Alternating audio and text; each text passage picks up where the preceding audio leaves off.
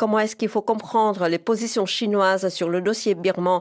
Est-ce qu'elle soutient encore, est-ce qu'elle soutient toujours la junte et où est-ce qu'elle en est avec les rebelles de l'Alliance des Trois Fraternités? Alors, ce qui est intéressant de rappeler, c'est que la relation en fait entre la Chine et la Birmanie est particulièrement importante et intense, au point même qu'on aurait pu qualifier dans certains endroits, si vous voulez, que la Birmanie constitue une sorte d'État satellite, une sorte de vassal de la Chine, et la Chine a toujours veillé à entretenir des relations assez intenses. Hier, beaucoup avec la junte, et on observe qu'au regard des instabilités internes de la Birmanie, on a un glissement vers les différentes milices et vers les différentes organisations politiques et militaires qui s'opposent à la junte. Donc en fait, progressivement, la Chine est probablement en train de, non pas abandonner, mais de délaisser progressivement la junte au profit des nouvelles factions politiques et militaires. Pourquoi? Quelles sont les motivations de ce glissement? Il y a probablement des raisons qui sont internes à la Birmanie, à savoir que c'est un pays qui est en convulsion, qui est en mouvement politique et militaro-politique de manière très très forte, avec des oppositions à la junte, des mouvements qui viennent du fin fond de la Birmanie, des territoires birmans, mais il y a aussi probablement des raisons externes à la Birmanie, une logique qui est celle d'une Chine qui en ce moment vacille en matière politique et peut-être est en train de perdre certains de ses dossiers, certains de ses appuis, et puis ne jamais oublier que la Birmanie constitue une sorte de terrain d'affrontement indirect avec l'Inde, parce que la Birmanie constitue un espace de la sphère d'influence indienne, mais aussi donc un espace de la sphère d'influence chinoise qu'on évoquait au début de la conversation. Et en fait, la Birmanie correspond à une sorte de sphère d'influence qui se recoupe, chinoise et indienne. Et donc en cela, on observe de manière relativement discrète l'action de l'Inde dans les déstabilisations en cours de la Birmanie. Et c'est trop important pour la Chine de laisser tomber, d'abandonner la Birmanie.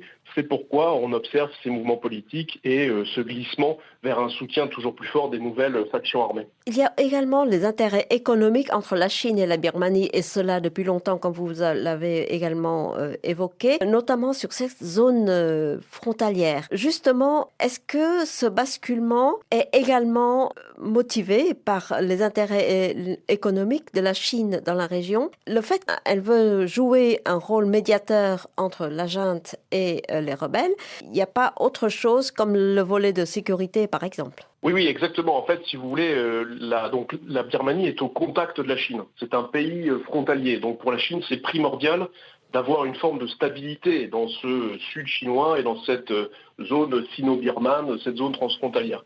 Et en plus d'être un pays voisin, c'est un pays avec lequel la Chine a beaucoup commercé et développé des infrastructures, notamment des grandes infrastructures d'oléoducs, de gazoducs, mais aussi d'autres types d'infrastructures dans le développement de villes, etc. Bref, il y a une présence chinoise économique et stratégique qui est tout à fait importante, tout à fait significative. Donc en cela, le régime chinois ne peut pas se permettre de, si vous voulez, perdre son influence en Birmanie. Et c'est la raison pour laquelle il y a cet ajustement politique. Mais quelque part, on peut dire qu'avec les différents mouvements de ces dernières semaines, la Chine est quelque part débordée par la réalité birmane aujourd'hui. Autre chose aussi, c'est que cette zone frontalière est assez difficile d'accès, difficile pour contrôler aussi pour la Chine? Oui, alors effectivement, c'est une zone qui est de montagne, de jungle, c'est une marge du territoire à la fois chinois, et puis c'est, rappelons-le, au cœur d'un des espaces du triangle d'or, à savoir Birmanie, partie du Laos et de la Thaïlande, et avec au nord la Chine. Et en cela, on sait très bien que cette zone-là est très propice aux démultiplications du crime organisé, du crime transnational et des différents trafics, que ce soit des trafics de drogue, de stupéfiants, trafic d'êtres humains, voire trafic d'armes. Et la Chine n'a jamais été complètement éloignée de ces réalités-là. J'en veux pour preuve certains groupes mafieux criminels ou triades chinoises d'origine qui ont toujours œuvré dans la zone et ont toujours été au contact de cette réalité birmane.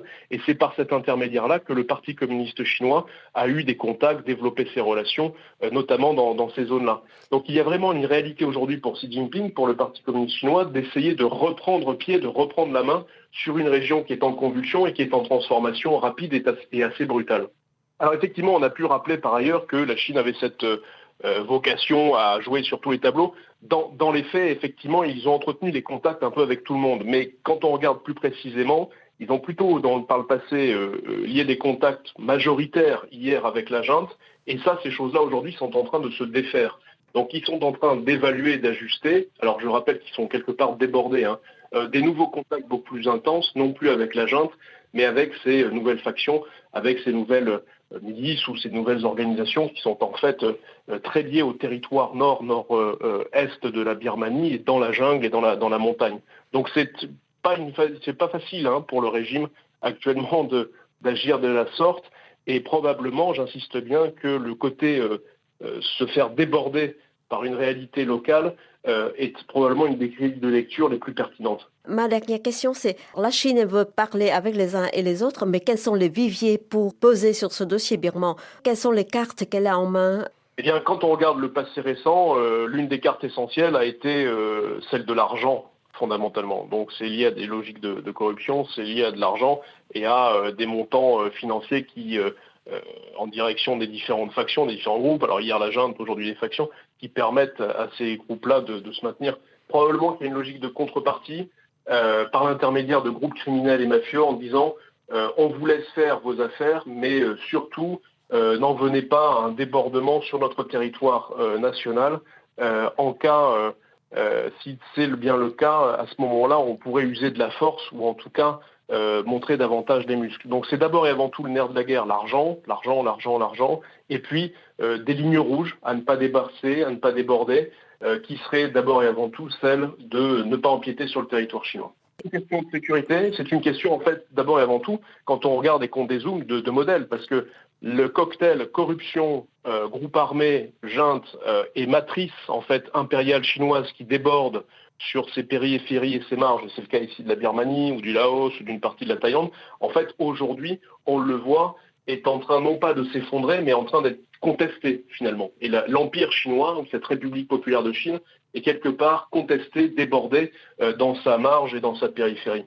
Emmanuel Véron, je vous remercie infiniment pour cette analyse, pour cet éclairage qui est très intéressant. Et merci encore 1000 fois pour nous avoir accordé un peu de votre temps. Je sais que vous êtes très demandé en ce moment.